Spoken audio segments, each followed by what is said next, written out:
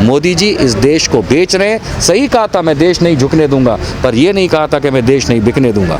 बेचो मोदी जी, बेचो, एक दिन तुम प्रधानमंत्री की कुर्सी भी बेचोगे। दिवाला पिट गया है, लेकिन आप अगर खुशी मना रहे हैं तो गाल अपना चाटा मार के लाल रखे। जब इकॉनमी नहीं होगी तो बैंक डूबेंगे, और जहां तक एक्सपर्ट्स का मानना है साल डेढ़ साल के अंदर तो सारे बैंक गायब हो जाएंगे।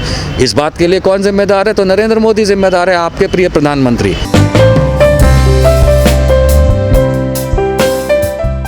उत्तर प्रदेश सरकार यानी योगी सरकार में ऐसे कई पत्रकारों को जेल भेजा गया जिनको सच लिखने की सज़ा मिली है, जबकि अर्नब गोस्वामी को 8 दिन में ही बेल दे दी गई। ऐसे में आम आदमी को इंसाफ कहाँ मिलेगा? देखिए, दो अलग बातें हैं। जहाँ तक मैं जानता हूँ, अर्नब के साथ मैंने बहुत सारे डिबेट किए, हज़ारों डिबेट किए उसके चैनल पे। जिस मामले में उसको जेल हुई थी वो पत्रकारिता से जुड़ा हुआ मामला नहीं था। जिस मामले में उसको जेल हुई थी वो एक आत्महत्या के सुसाइड नोट को लेकर के था। और जहाँ तक बात है आपकी, बिल्कुल सही है कि उत्तर प्रदेश राज्य हो चाहे अन्य राज्यों में भी पत्रकारों के साथ जुल्म है और सरकारें बिल्कुल तवज्जो नहीं दे रही उसकी तरफ। तो इस मामले में मेरा सोचना तो यही है कि सरकारों को थोड़ा सा कानून के प्रति चलना पड़ेगा, और ऐसे ही किसी को भी उठा करके जेल में अगर डालेंगे तो फिर यही पत्रकारिता उनकी सरकारें पलट देंगी। अर्नब गोस्वामी से इसलिए कंपेयर नहीं करूंगा क्योंकि वो एक आत्महत्या का। लेकिन सर, दूसरा सवाल खड़ा होता है, अर्नब गोस्वामी को बेल दी गई लेकिन कमलेश कारका को जो है हाईकोर्ट दिखाया गया, ऐसा क्यों, भेदभाव क्यों किया गया? नहीं, मैं आपसे वही तो कह रहा हूँ कि वो जो अर्नब गोस्वामी वाला मामला है उसके अंदर एक आत्महत्या से जुड़ा हुआ मामला है, और उसकी बदौलत ये हुआ है कि उसमें जो भी रीज़न रहा हो तो सुप्रीम कोर्ट ने उनको ऐसा कोर्ट केस से बरी नहीं किया है, लेकिन उनको ज़मानत पे ज़रूर छोड़ा है। जहाँ तक बात आती पत्रकारिता की और जहाँ पत्रकारों को जेल में डाला जा रहा है, तो ये तो ब्लैक ईयर है ही हमारा, जिसके अंदर पिछले कुछ सालों की अगर अंतर्राष्ट्रीय रिपोर्ट देखेंगे तो सबसे ज़्यादा ख़राब हालात अगर पत्रकारों के किसी देश में है तो वो हमारा प्रिय भारत है, और मोदी जी का धन्यवाद। लेकिन सर, अर्नब गोस्वामी ने जिस सीएम को, योगी को कहा था कि अनपढ़ जाहिल गंवार, वही सीएम उनके समर्थन में उतर रहे थे। देखिए, आप भी पत्रकार मित्र हैं, आप ये बेहतर जानते हैं कि सबसे बड़ा रुपया, तो मैं खुद जानता हूँ इस बात को कि अर्नब गोस्वामी ने योगी आदित्यनाथ के लिए ये कहा था, जाहिल गंवार क्या जानता है हिंदूवाद। और ये वही अर्नब गोस्वामी है जिसने बजरंग दल के लिए ये कहा था कि भगवा पहनने से कोई हिंदू नहीं हो जाता, और वो आतंक फैलाने की चेष्टा कर रहे हैं, और अब वो उसी मोदी के जाल में फंसे हुए हैं, नोट कमा रहे हैं। सवाल है, जिस तरह नेशनल टेलीविज़न पर मोदी किया जाता है, अब जो मोदी सरकार है, भाजपा सरकार है, वो सोशल मीडिया पर भी शिकंजा कस रही है। क्या वो सोशल मीडिया पे भी मोदी कराना चाहते हैं? देखिए, ये बहुत इम्पोर्टेंट है कि राष्ट्रीय मीडिया जिसको हम कहते हैं, अब आप हकीकत मानिए कि आप एक चैनल खोल लीजिए और इतना बड़ा कर लीजिए कि डिस्ट्रीब्यूटर के थ्रू पूरे भारत में पहुंचता है, तो आप राष्ट्रीय मीडिया बन जाएंगे। ये अपने आप में एक परिभाषा है जिसके बारे में सोचना पड़ेगा। लेकिन सोशल मीडिया की जब बात आ रही है तो भैया, सोशल मीडिया को लेकर के सरकार, मोदी जी और उनकी सरकार बहुत चिंतित है, और उसका खास कारण ये है कि ये वही मोदी जी हैं जिन्होंने 2013 ऑनवर्ड सोशल मीडिया का दुरुपयोग किया था। गांव-गांव, गली-गली आप लोगों के माध्यम से मोबाइल फ़ोन तक जाकर के लोगों के समक्ष अपनी बातों को, चाहे गलत हो चाहे सलत हो, वो पेश करते थे। अब ये एक दानव बन गया है, और ये दानव इन्हीं के खिलाफ जा रहा है, ऐसा नहीं कि किसी और के, ये मोदी जी के खिलाफ ये दानव हो गया है। तो अब वो उसको कंट्रोल करना चाहते हैं, लगाम डालना चाहते हैं। मुझे नहीं लगता कि लगाम डाल पाएंगे, क्योंकि जो कोशिश है मोदी जी आपकी कि देश पे लगाम डालने की, ये देश किसी के लगाम पे चलाए नहीं चलता। आपको याद रहना चाहिए कि जब मोदी जी को 2013 में बैन किया था, वीज़ा नहीं दिया था, वो तब वाइस प्रेसिडेंट उपराष्ट्रपति जो बाइडेन ही थे। तो ऐसा नहीं है कि वो कोई बुला लेंगे, मनमोहन सिंह को क्यों बुलाया, ये तो चलिए उनकी अपनी पर्सनल चॉइस हो सकती है। लेकिन जिस तरीके से आपने सवाल किया कि अंतर्राष्ट्रीय पटल पे मोदी जी की कूटनीति और विदेश नीति, मेरे ख्याल से बहुत बड़े फेलियर हैं। आपको ये राष्ट्रीय मीडिया नहीं बताएगा दोस्तों, लेकिन हकीकत ये है कि मोदी जी सबसे बड़े फेलियर हैं। इनसे ज़्यादा किसी ने इस देश को फॉरेन पॉलिसी में नुकसान नहीं पहुँचाया है। चीन 1000 किलोमीटर और अंदर आ गया है, मोदी जी चुप हैं।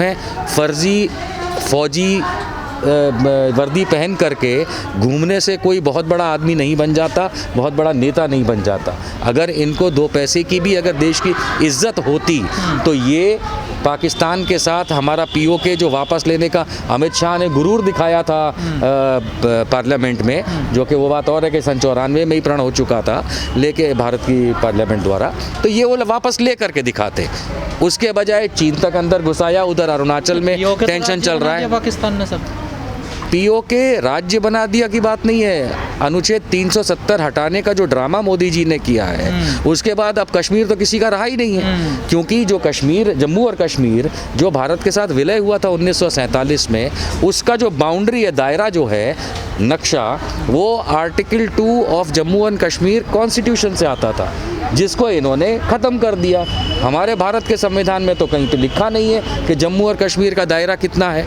तो हकीकत मानिए इस समय तो फ्री फॉर ऑल है, चीन अलग चढ़ा है, पाकिस्तान अलग बैठा है, और हमको मान के चलिए, मैं आपको दिखा सकता हूँ कि यूनाइटेड नेशंस हमारे कश्मीर तक को इंडिया एडमिनिस्ट्रेड कश्मीर कहता है, लेकिन मोदी जी के मुंह से चू नहीं निकलती, चोंच बंद है। लेकिन सर अगर अमेरिका की बात करें, जैसी बातें अभी सामने आ रही हैं, तो आपको नहीं लगता सर रिश्ते हमारे बेहतर नहीं रहेंगे अमेरिका से आगे? हमारे रिश्ते कब बेहतर थे?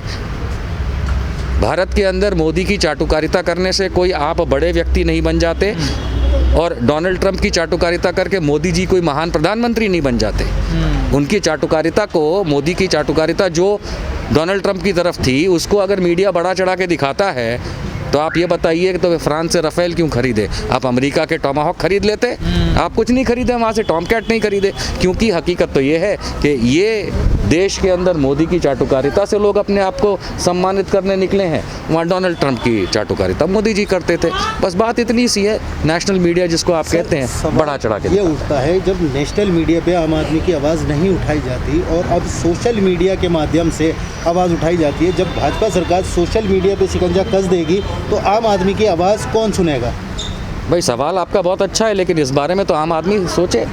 अगर आम आदमी, आम इंसान अगर इस भारतवर्ष का अगर सिर्फ मीडिया पे आधारित रहेगा अपने घर चलाने के लिए, तो भैया सारा दिन तुम टीवी देखते रहो, 2 रोटी आ जाएगी व्हाट्सएप पे। ऐसा नहीं होगा।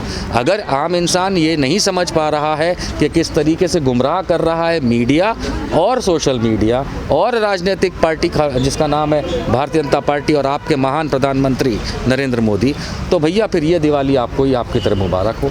दिवाला पिट गया है, लेकिन आप अगर खुशी मना रहे हैं तो गाल अपना चाटा मार के लाल रखे। और क्या कहते हैं? सर मेरा सवाल है आपसे, अभी बराक ओबामा जी ने अपनी एक किताब लिखी है, उसमें राहुल गांधी जी का और मनमोहन सिंह को उन्होंने टिप्पणी की है, और राहुल गांधी पर जिस तरह का जो बयान सामने आ रहा है, विपक्ष वाले इसको दूसरी तरह से ले रहे हैं, और अभी हाल ही में खबर आ रही है कि कांग्रेस के कुछ लोगों ने इस पर FIR दर्ज करा रहे हैं। तो इस बराक ओबामा के इस कमेंट को आप अपनी किताब में दिया है, कैसे देखते हैं? नहीं, एज एन इंडिपेंडेंट एंटिटी मुझे कोई फ़र्क नहीं पड़ता बराक ओबामा क्या लिखता है, डोनाल्ड ट्रंप क्या लिखता है, मोदी जी क्या कहते हैं। जहाँ तक बात है कोई लोग FIR करा रहे हैं तो भैया ये उनका पर्सनल कोई मामला हो सकता है। जहाँ तक मुझे पता है कि बराक ओबामा और मनमोहन सिंह जी के बीच में टाई अप्स बहुत अच्छे रहे। अमेरिका का कोई कल सुबह से भारत के साथ अच्छा रिलेशनशिप रहा ऐसा नहीं है। लोगों को लिंडन जॉनसन तक जाना पड़ेगा, जॉन F कैनेडी तक जाना पड़ेगा, तब मालूम चलेगा कि भारत और अमेरिका के रिलेशन क्या रहे। किसी एक के बारे में कोई क्या वक्तव्य रखता है उससे कोई फ़र्क नहीं पड़ता, चाहे पक्ष हो चाहे विपक्ष हो, उसके बारे में क्या सोचता है ये इंडिपेंडेंट है। लेकिन बीजेपी तो पूरी तरह से घेर रही है कि राहुल गांधी देश का नेतृत्व तो नहीं कर सकते, जब हमें बराक ओबामा जब देख रहे हैं इस तरह। देखिए, भारतीय जनता पार्टी के लिए मैं सिर्फ इतना कहूँगा जो मैं हमेशा कहता आया हूँ, हर राष्ट्रीय चैनल पे मैंने कहा है कि अगर मोदी जी और भारतीय जनता पार्टी ये सोचते हैं कि उनके बुढ़ापे की लाठी राहुल गांधी है, यानी हर 2 लाइनों के अंदर उसका नाम लेना है, तो वो लेते रहें। मान के चलिए देश उनकी इस राजनीति को भी साइड में फेंक देगी। भारतीय जनता पार्टी के दिन निपट चुके हैं। सर एक आखिरी कमेंट्स आपसे सर, जिस प्रकार से देश की बैंक जो बीमार होती जा रही हैं, लगातार खबरें आ रही हैं कि अब एक और बैंक और डूब रहा, आखिर क्या वजह है सर बैंक डूबने? हाँ, तो जब इकॉनमी नहीं होगी तो बैंक डूबेंगे, और जहाँ तक एक्सपर्ट्स का मानना है 1.5 साल के अंदर तो सारे बैंक गायब हो जाएंगे। इस बात के लिए कौन जिम्मेदार है? तो नरेंद्र मोदी जिम्मेदार है, आपके प्रिय प्रधानमंत्री। अब आपके घरों में पैसा नहीं है, आपके पास नौकरी नहीं है, खेतों में कहीं कुछ आपको खास रिजल्ट आते हुए नहीं दिख रहे, किसान अलग परेशान, इंडस्ट्रीज़ अंदर अलग बंद पड़ी है, लोगों के पास नौकरी नहीं है। लेकिन हमारे जो फर्जी वर्दी पहने हुए मोदी जी घूमते रहते हैं, उससे अगर आपको लगता है कि देश आगे बढ़ रहा है और 5 ट्रिलियन इकॉनमी और विश्व गुरु बनने वाला है, तो गुरु घंटाल के ऐसा कह देने से कुछ नहीं होगा। सारे बैंक निपट जाएंगे, क्योंकि बैंकों में ना पैसा है, बैंकों के काम करने का तरीका होता है ऋण देते हैं, उसका ब्याज जो कमाते हैं उससे वो आप लोगों का पैसा धरोहर बना करके रखते हैं। आज की तारीख में तो सारा धंधा चौपट है। अब गुरु घंटाल के मानना, बीजेपी कह रही है कांग्रेस ने जो बीजेपी के कहने से क्या होता है, भारतीय जनता पार्टी जो है, अगर आप लोग ये मानते हैं कि भारतीय जनता पार्टी जो है वो गॉस्पेल ट्रुथ यानी कि जो ज्ञान बांटती है वही ईश्वर का बोला हुआ सत्य है, तो आप देख लीजिए आपके सामने जो हालात हैं ये उसी ईश्वर का दिया हुआ असत्य है। सर एक सवाल है, मोदी जी ट्रेन लेकर आए थे, तेजस ट्रेन लेकर आए थे, लेकिन वो भी सर बंद होने जा रही है, घाटा हो गया उसको भी। आप मोदी जी को लेके आए थे, देश बंद होने वाला है, आप एक ट्रेन की क्या बात कर रहे हैं? नहीं सर, जिस प्रकार से सरकार निजीकरण को बढ़ावा दे रही है, कह रही है कि अवसर मिलेंगे, रोजगार मिलेगी, अच्छी सर्विस मिलेगी। पहला एग्जाम्पल तो फेल हो गया सर। इससे पहले मेट्रो चलाई थी अंबानी वाली, वो भी अब सरकार को खुद लेनी पड़ी, उन्होंने भी छोड़ दिया। तो सर प्राइवेट देखिए, निजीकरण, मैं निजीकरण का विरोधी नहीं हूँ, लेकिन जैसे कहते हैं ना अति की नहीं अच्छी गति, तो एक निजीकरण की भी एक सीमा होती है। कई सालों से ये प्रोग्राम निजीकरण का चलता आया है। पीवी नरसिम्हा राव जी स्वर्गीय प्रधानमंत्री ने इस चीज़ को शुरुआत किया था। निजीकरण वहाँ पे होता है जहाँ कोई एक फलाना कोई सरकारी महकमा जो है वो ठीक से अगर काम नहीं कर पा रहा है, तो कंपटीशन के लिए आप उसको या तो निजीकरण में डाल दें या सामने प्राइवेटाइजेशन को बढ़ावा दें। लेकिन आज की तारीख में ये करके चलिए कि भारत सरकार पिछले 6 साल के अंदर 10 पैसे की कमाई तो कर नहीं पाती, बड़े बड़े इंडस्ट्रीज बंद करती हैं, छोटे काम वो कर नहीं पाती। अर्थात इस सरकार को जीवित रहने के लिए, यानी मोदी सरकार को जीवित रहने के लिए आपके पैसे की अत्यंत आवश्यकता है, जो आप दे नहीं पा रहे हैं क्योंकि उसके पास रिटर्न में आपको देने के लिए कुछ नहीं। इसलिए वो इस देश की बनी बनाई जो अर्थव्यवस्था है उसको बेच रहे हैं। ये बहुत पुराना तरीका होता है कि अगर मैं कमा ना पा रहा हूँ तो मैं अपने बाप दादाओं का संग्रह किया हुआ जो भी ज़मीन जायदाद खाद्यान्न है उसको मैं बेच करके ये मान लूँ कि मैंने बहुत बड़ा तीर मारा। मोदी जी इस देश को बेच रहे हैं। सही कहा था मैं देश नहीं झुकने दूंगा, पर ये नहीं कहा था कि मैं देश नहीं बिकने दूंगा। बेचो मोदी जी बेचो, एक दिन तुम प्रधानमंत्री की कुर्सी भी बेचोगे।